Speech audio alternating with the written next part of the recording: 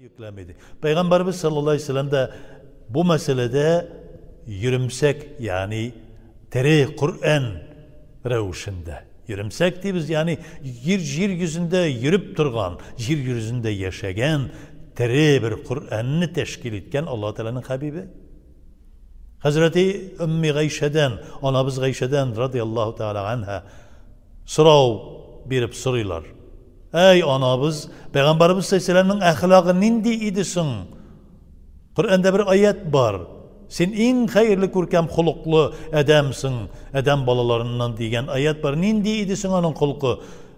Ümmü Gayşe radıyallahu teala anha ayta, siz Kur'an'ı okumaysınız mı neydi? Kur'an'ı okuyunuz, aşığız, qarağız. Mine ol şu Kur'an'da yazganını bütünüsünde özünde teşkil etti. Özünde şekillendi. Şunu turmuşta yaşap ko'rsatdi. Peygamberimiz sallallahu aleyhi ve sellem en birinchi Kur'an'ın suygan, g'oshiq bo'lgan, Alloh taolaning so'zlarine g'oshiq bo'lgan Alloh taolaning Habibi. Hem bizga de g'oshiq bo'lirga qo'sha.